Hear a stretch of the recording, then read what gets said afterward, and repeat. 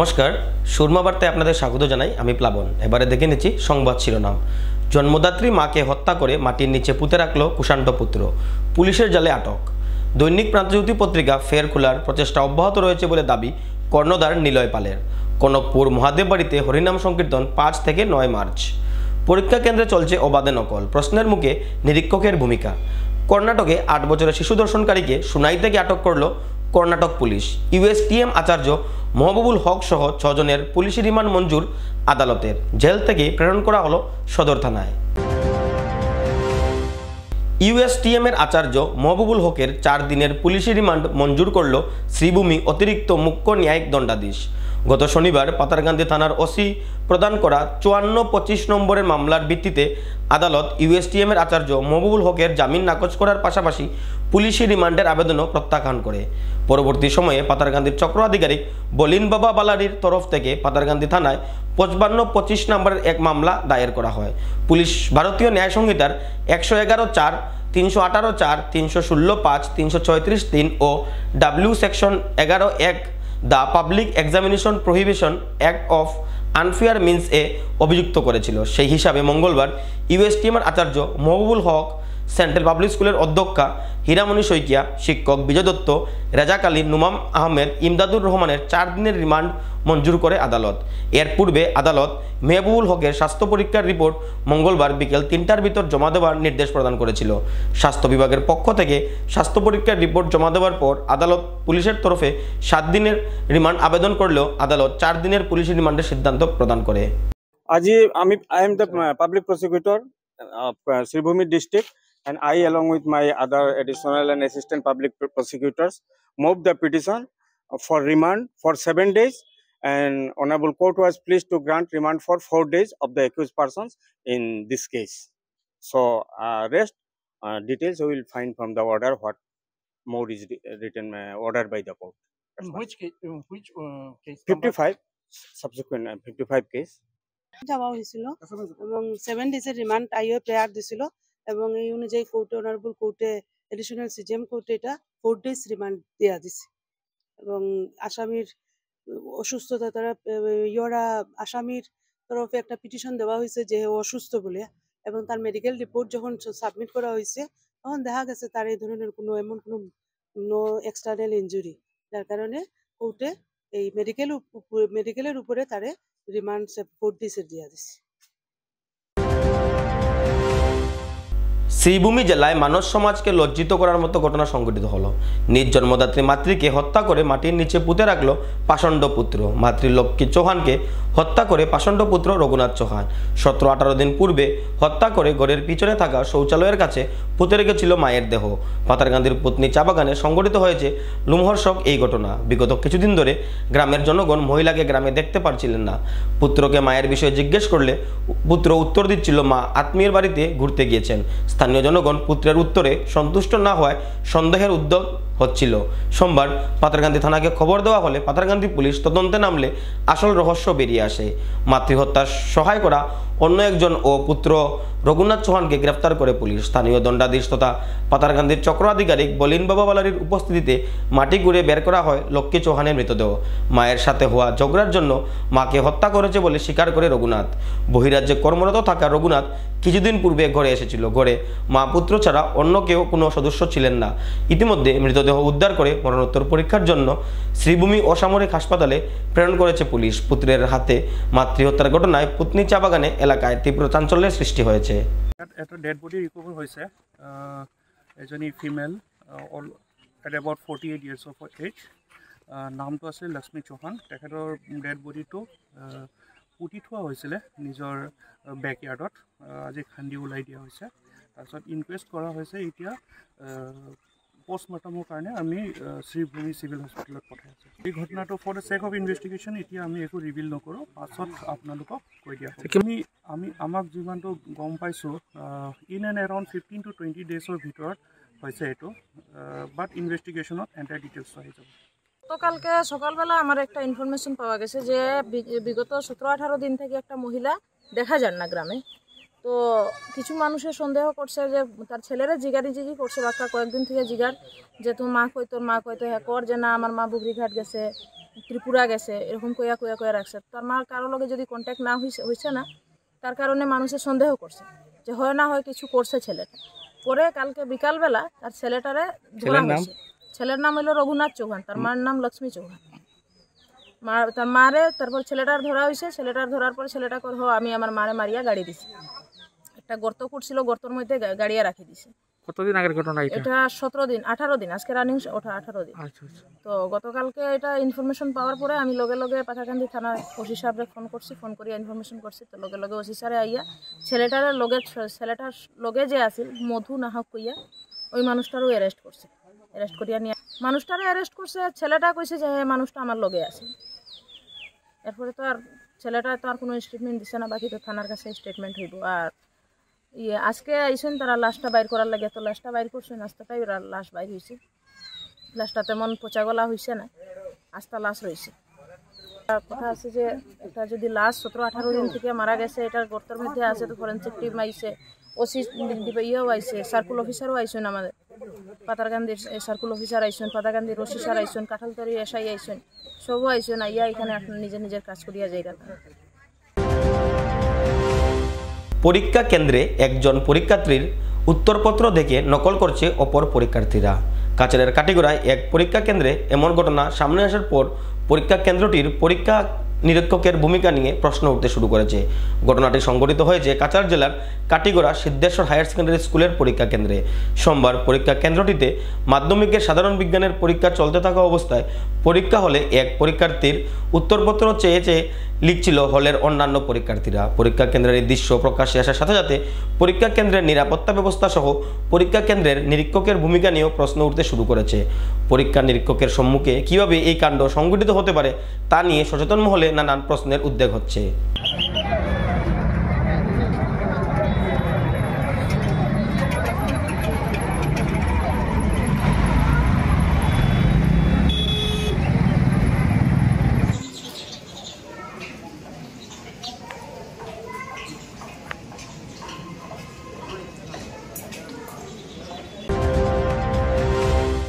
কর্ণাটকে 8 বছরের এক শিশুকন্যাকে ধর্ষণ করার অভিযোগে কাছাড়ের সুনাই নতুন রামনগরে গ্রেফতার 2 সন্তানের পিতা। কাছাড় পুলিশের সহযোগে কর্ণাটক পুলিশ অভিযান চালিয়ে গ্রেফতার করে ধর্ষণকারীকে। 8 বছরের শিশুকন্যাকে ধর্ষণ করার অভিযোগে কাছাড় জেলার সুনাই নতুন রামনগরের 2 সন্তানের এক পিতাকে গ্রেফতার করে কাছাড় পুলিশ। কাছাড় পুলিশের সহযোগে ইমরান হোসেন নামের এই লম্পট যুবককে তার ঘর থেকে গ্রেফতার করে কর্ণাটক পুলিশ। অভিযোগ মতে ইমরান হোসেন নামের এই যুবক কর্মসূত্রে দীর্ঘদিন থেকে কর্ণাটকের বেঙ্গালুরুতে বসবাস করছিল। সেখানে এক বিবাহিত মহিলার সাথে প্রেম সম্পর্কে জড়িয়েছিল ইমরান হোসেন। মহিলাটির অভিযোগ যে তার 8 বছরের শিশুকন্যাকে ইমরান হোসেন ঘরে কেউ না থাকার সুযোগে 4-5 দিন পূর্বে ধর্ষণ করে। ধর্ষণকাণ্ড সংঘটিত করে বেঙ্গালুরু থেকে কাছাড়ে নিজ ঘরে পালিয়ে আসে ইমরান। এই সমগ্র ঘটনা কর্ণাটক পুলিশের দৃষ্টিগোচর হবার পর অভিযুক্ত ইমরান হোসেনের সন্ধানে নামে কর্ণাটক পুলিশ। কর্ণাটক পুলিশের একটি দল কাছাড় জেলায় সুনাইতে এসে উপস্থিত হয়। কাছাড় পুলিশের সহযোগে সুনাইর নতুন রামনগরে থাকা ইমরান হোসেনের ঘরে অভিযান চালিয়ে অভিযুক্ত ধর্ষণকারী ইমরান হোসেনকে গ্রেফতার করে কর্ণাটক পুলিশ। অভিযুক্ত ইমরানকে আদালতে পেশ করে আদালতের নির্দেশে কর্ণাটকে নিয়ে যায় কর্ণাটক পুলিশ। দৈনিক প্রান্তজ্যোতি পত্রিকা ফের খোলার প্রচেষ্টা অব্যাহত রয়েছে বলে দাবি কর্ণধার নিলয় পালের। কর্মচারীদের বকেয়া বেতনের 70% দেওয়া হয়েছে, বাকি শীঘ্রই দেওয়া হবে। কিন্তু যেভাবে সামাজিক যোগাযোগ মাধ্যম সহ অন্যান্য জায়গায় উনার নামে মিথ্যা প্রচার চলছে সেটা অত্যন্ত দুঃখজনক বলে দাবি করেন নিলয় পাল। এক সাংবাদিক সম্মেলনে এই মন্তব্য করেন প্রান্তজ্যোতি দৈনিকের কর্ণধার নিলয় পাল। তিনি বলেন প্রচণ্ড আর্থিক সমস্যার জন্য গত 26 অক্টোবর তিনি দৈনিক প্রান্তজ্যোতি বন্ধ করে দিতে বাধ্য হন। তখন তিনি প্রতিশ্রুতি দিয়েছিলেন বকেয়া 5 মাসের বেতন তিনি আগামী 6 মাসের মধ্যে মিটিয়ে দেবেন। কিন্তু দেখা যায় একাংশ কর্মী লাগাতার মিথ্যা প্রচার চালিয়ে অভিযোগ করে তিনি নাকি চুক্তি ভঙ্গ করছেন। ব্যক্তিগত ও পারিবারিক বিষয়কেও বিতর্কে টেনে আনা হয়। সেই সময় যখনই কোনো গোষ্ঠীর সঙ্গে পত্রিকা বিক্রি বা অংশীদারিত্ব নিয়ে আলোচনা হয় তখনই দেখা যায় 3-4 জন কর্মী সাংবাদিক সম্মেলন করে পরিস্থিতি জটিল করে তোলেন। তখন বিনিয়োগকারীরা আর সাহস পান না বিনিয়োগ করতে বলে দাবি করেন তিনি, যার ফলে এই পত্রিকাটির পুনরুজ্জীবন প্রক্রিয়ার ব্যাঘাত ঘটছে বলেও দাবি করেন। এছাড়াও 3 জন কর্মী বেতন নিতে অস্বীকার করেছেন। প্রান্তজ্যোতি বন্ধ হওয়ার পেছনে 2 জন দায়িত্বপ্রাপ্ত ব্যক্তিকেও বলে পাল্টা অভিযোগ করেন নিলয় পাল। তবে এখনও তিনি আলোচনার সব পথ খোলা রেখেছেন বলে জানান। আর মিথ্যা প্রচারে বিভ্রান্ত না হতেও তিনি সবাইকে আহ্বান জানান। খোলা মনে যে কোনো সমস্যা নিয়ে আলোচনায় প্রস্তুত বলে জানান প্রান্তজ্যোতি দৈনিকের কর্ণধার নিলয় পাল। নিজেকে ধৈর্য ধরে রাখছি। 25 অক্টোবর শাটডাউন ঘোষণার পর পরের দিন থেকে ওনারা সমস্ত একদম টোটাল অ্যাটাকিং মুডে এসে ওনারা বলতে ওনারা 3 জন লোক, বিশেষভাবে 3 জন লোক টোটাল অ্যাটাকিং মুডে এসে আমার পরিবারকে এবং আমাদের ব্যক্তিগত অর্গানাইজেশনগুলো যেগুলো আছে এগুলোকে অ্যাটাক শুরু করলেন। ওনাদের সঙ্গে কিছু ওনাদের খুব পরিচিত লোক, আমি ওনাদেরকে বলবো অনাহুতভাবে এসে জোগাড় হলেন। পরে একদম খুব সামান্য সংখ্যায়, কিন্তু সামান্য, উনি বলছেন লোক সমাজ ওনাদের সঙ্গে আছে। কোন লোক সমাজ আছে? আগে যেই লোক সমাজগুলো এসেছে ওটা তোমার খুব ঘনিষ্ঠ বন্ধু, প্রথম থেকে এসে আমি ওনার বাড়িতে টাকা পাঠিয়েছি। সেই বিজ্ঞ লোকটাকে, জ্ঞানী লোকটাকে, আমার পরম শ্রদ্ধার লোক, ওনাকে আমি শ্রদ্ধা করি, এখনও শ্রদ্ধা করি, কারণ উনি অনেক জ্ঞানী এবং আমাদের পারিবারিক সম্পর্ক রয়েছে ওনার সঙ্গে দীর্ঘদিনের। উনি আমাকে এমনভাবে যে অ্যাটাক করতে পারবেন, উনি পারতেন একবার আমার পরিবারের সঙ্গে আলাপ আলোচনা করতে, আমার সঙ্গে আলাপ আলোচনা করতে, ফোন করতে, আমার দাদাদেরকে ফোন করতে। সেই সব জায়গাতে না দিয়ে উনি টোটাল অ্যাটাকিং মুডে। উনার বাড়িতে টাকা পাঠালাম আমার ম্যানেজারকে দিয়ে, উনি টাকা রাখলেনই না। সেই টাকাটাও কিন্তু বড় অঙ্ক। এই যখন আমার এই দুর্দিনে একসঙ্গে এতটা টাকা আমার কাছে অনেক বড় ব্যাপার, অন্য কার কাছে কি আমি জানি না। আমি পাঠালাম, উনি টাকা তো রাখলেনই না, উল্টো আন্দোলনের হুমকি দিলেন আমার ম্যানেজারকে। উনি এইবার ফেক ইমোশন তৈরি করছেন। ফেক ইমোশনটা কি? যে ওনাকে নাকি আমি থ্রেট দিচ্ছি। কোথায় থ্রেট? আজকের দিনে ফেসবুকের দেওয়ালে গেলেই দেখা যায় কত লোককে থ্রেট করছে কাগজে পত্রে। আর আমি যদি আপনাকে কে গিয়ে বললো আমি নাকি বলেছি, কে বলেছে, আপনার কান নিয়ে গেছে বললো, আপনি কানটাকে ধরে দেখবেন। সেই না করে আপনি জনসমক্ষে টিভির সামনে ক্যামেরার সামনে এসে বলতে লাগলেন কি আমি ওনাকে হুমকি দিয়েছি। আমি এত অবুঝ নাকি? ওনাকে হুমকি দিয়ে আমার প্রান্তজ্যোতি অক্সিজেন পাবে না? ওনাকে হুমকি দিয়ে আমার কি লাভ? প্রান্তজ্যোতি তো আর ফিরে আসবে না। প্রান্তজ্যোতিকে আবার পুনরুদ্ধার করার জন্য আমরা সম্পূর্ণ চেষ্টা করছি। আর যখনই চেষ্টাটা ফাইনাল হয়ে যায়, গত ডিসেম্বর মাসের শেষের দিকে, একদম আজকে হয় কালকে হয়, ওই সময় ওনারা প্রেস মিট করলেন, শেষ করে দিলেন আমার স্বপ্নকে। দ্বিতীয়ত আবার চেষ্টা করলাম, সেই সময় ওনারা আবার, আর তৃতীয়ত এখন একটা চেষ্টা চলছে, সেই সময় ওনারা আবার একটা বড়োভাবে অ্যাটাক করলেন। ওরা 3 জন লোক, বাকি সবাই আমার সঙ্গে আছেন। বা ধরে নিন 70% স্যালারি আমি পে করেছি, 30% করিনি। আমি বলছি ওনাদের মতেই 70%, ওনাদের মত বললেই 30% রয়ে গেছে এবং 85% স্যালারি নিয়ে গেছেন। 3 জন লোক নিচ্ছেন না। ওয়ান অফ দেমকে আমি ফোন করলাম, দাদা অফিসে সেই টাকাটা নিয়ে নিন, আমি আপনার অফিসে আসবো কেন? ওনার প্রশ্ন। আমি বললাম অফিসে আসবেন না তো কোথায় আসবো? বললো কেন আপনার অফিসে আসবো? সেই চিঠির নামকরণ করলেন চুক্তিপত্র হয়ে গেল নেহেরু আর লিয়াকতের মধ্যে। সে যাই হোক, আমি সেই চুক্তিপত্রকে সম্মান করার আপ্রাণ চেষ্টা করেছি এবং করে যাচ্ছি। কিছুটা ত্রুটি বিচ্যুতি থাকতেই পারে, কারণ এমন দুর্দিনে, বিপদের দিনে ত্রুটি বিচ্যুতি থাকবেই। আমার হাতে কোনো সোনার এই বাটি নেই যে আমি পরশমণি গিয়ে সব সমস্যার সমাধান করব। অন্যদিকে কথা মতো সবাই আমাদের অফিসে এসে বকেয়া 70% পে স্লিপে স্বাক্ষর করে নিয়ে গেছেন। আসেননি 3 জন আন্দোলনজীবী, আসবেনও না বলে দিয়েছেন আমাকে। এত তারা কিসের? আমার প্রশ্ন হচ্ছে এত তারা কিসের? বন্ধ ঘোষণার 2 দিন পরেই 28 অক্টোবর ওরা লেবার কমিশনের দ্বারস্থ হলেন। তারপর থেকে চলছে অবিরাম আঘাত আর আঘাত। কিসের জন্য এই আঘাত, কি স্বার্থে, কেন এত নির্মম আঘাত? এতদিন যে প্রতিষ্ঠানের ছাতার তলে আপনারা ছিলেন, সুখে দুঃখে যে আপনাদেরকে চালিয়ে নিয়ে গেছিল, সেই আশ্রয়দাতা প্রতিষ্ঠানকে এত নির্লজ্জ আক্রমণ করতে একটু মানবিকতায় বাঁধলো না, একটুও বাঁধলো না। একটা পিতা ভুল করতে, পিতা একটা ছেলেকে হঠাৎ করে কিছু নাও দিতে পারেন, সেই জন্য পিতা খারাপ হয়ে যাবে? বদনাম করে দিয়েছেন। আমার 30 বছরের কর্মজীবনে আমার কোনো কালি লাগানো নেই, কিন্তু ওরা আমাকে সেই 4 মাসেই করে সারলেন। যা কামিয়েছি মান সম্মান দিয়ে গেল, ধ্বংসাত্মক গতি প্রকৃতি। এবারে নিয়ে নিচ্ছি বিজ্ঞাপন বিরতি, ফিরে আসছি বিরতির পর। আনন্দ সংবাদ, আনন্দ সংবাদ। করিমগঞ্জে এই প্রথম 3D সিটি স্ক্যানের সুবিধা নিয়ে এলো Karimganj health city, Banamali road, Karimganj. পুরো শরীর 3D সিটি স্ক্যানের সুবিধা এখন পাচ্ছেন করিমগঞ্জে। আন্তর্জাতিকভাবে বিখ্যাত ডাক্তার দ্বারা রিপোর্ট।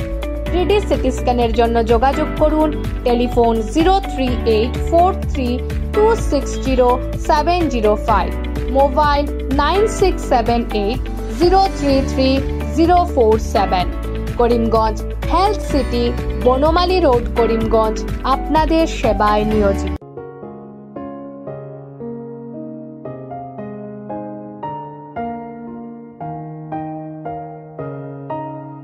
চিকিৎসা সেবায় নতুনত্ব নিয়ে হাজির নিউ লাইফলাইন হাসপাতাল। অত্যাধুনিক প্রযুক্তিতে এখানে pinhole surgery, gallbladder, appendix surgery করা হয়। শিলচর মেডিকেল কলেজের সার্জারি বিভাগের অতিরিক্ত প্রফেসর ডক্টর RC শ্যাম সার্জারিগুলি করবেন। তাছাড়া তিনি প্রতি শনিবার বিকেল 3টে থেকে OPD-তে রোগী দেখবেন। রয়েছেন শিশুরোগ বিশেষজ্ঞ doctor Gulzar হোসেনও।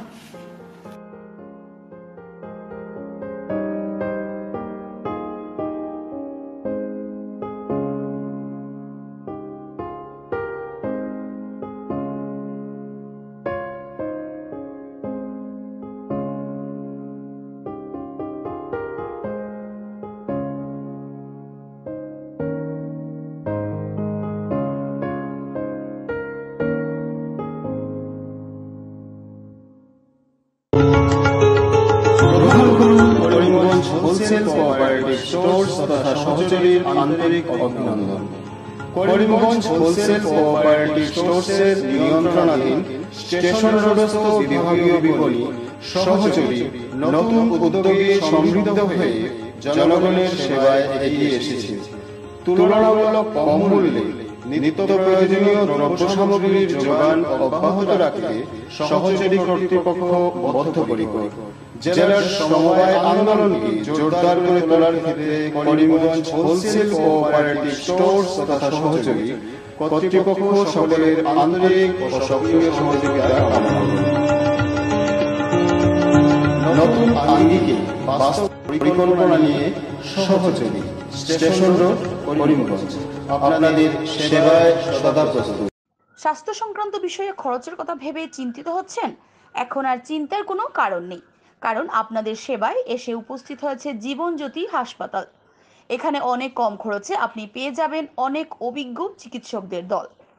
Child specialist, cardiologist, urologist, gynaecologist, skin specialist, orthopaedics, neurologist, এছাড়াও নর্মাল ডেলিভারি, সার্জিয়ান ডেলিভারি, সব রকমের ortho surgery, advance laparoscope surgery, knee replacement, spine surgery, সব রকমের ইউরো সার্জারির সুবিধা ছাড়াও অপারেশন থিয়েটার, 24 ঘন্টা emergency ward, ICU labour room, medical specialist, general ward, laboratory, hospital dispensary, গাড়ি পার্কিংয়ের স্থান ছাড়াও নানান প্রকার সুযোগ সুবিধা অনেক কম খরচে লাভ করতে পারবেন জীবনজ্যোতি হাসপাতালে। তাই আর দেরি না করে আজই চলে আসুন। যোগাযোগের নম্বর 7637062954, 8638048459। আমাদের ঠিকানা Nilambazar, Gandhi GP, Durganagar road, Assam 788722। Barak diagnostic centre, এখানে digital ECG, digital EEG, digital X-ray, computerised pathology, microbiology, histopathology, colour Doppler sonography, chamber home collection ইত্যাদি করা হয়। আমাদের প্রতিষ্ঠান সকাল 7টা থেকে রাত্রি 9টা পর্যন্ত খোলা থাকে। প্রতিদিন সকাল 8টা থেকে সোনোগ্রাফি করা হয়। যোগাযোগ Barak diagnostic centre, settlement road. যোগাযোগের নম্বর 03843273151, 7086376822, 9401325290। বিভিন্ন আধুনিক ও আকর্ষণীয় টাইলসের সম্ভার নিয়ে উপস্থিত প্রিয়া টাইলস। আপনার ঘরকে অতি সুন্দরভাবে সাজিয়ে তুলতে আজই আমাদের দোকানে চলে আসুন এবং নিয়ে যান অত্যাধুনিক টাইলস। আপনার পছন্দের সব ধরনের টাইলস আমাদের এখানে উপলব্ধ রয়েছে। আমাদের ঠিকানা Chandras plaza, near Vishal Mega Mart, station road, Karimganj. Mobile 9101805530, 9957709784। Kanakpur দ্বিতীয় খণ্ডের মহাদেববাড়ি রোডে 16 প্রহর ব্যাপী শ্রী শ্রী হরিনাম সংকীর্তন মহাযজ্ঞ অনুষ্ঠিত হবে আগামী 5 থেকে 9 মার্চ অবধি। প্রতি বছরের ন্যায় এবছরও শিলচর কনকপুর রোড স্থিত মহাদেববাড়ি রোডে শ্রী শ্রী হরিনাম সংকীর্তন মহাযজ্ঞ উপলক্ষে 16 প্রহর যজ্ঞানুষ্ঠান সহ 5 দিন ব্যাপী বিভিন্ন মহতী ধর্মানুষ্ঠান আগামী 5 থেকে 9 মার্চ অবধি চলবে। মঙ্গলবার সাংবাদিক সম্মেলনের মধ্যে দিয়ে তা জানান উক্ত শ্রী শ্রী হরিনাম সংকীর্তন উদযাপন কমিটির সভাপতি কানুলাল পাল। আগামী 26 ফেব্রুয়ারি মহাশিবরাত্রি ও মহাকুম্ভ উপলক্ষে শাহী মহাস্নানের আয়োজন করা হয়েছে সকাল 7টা থেকে।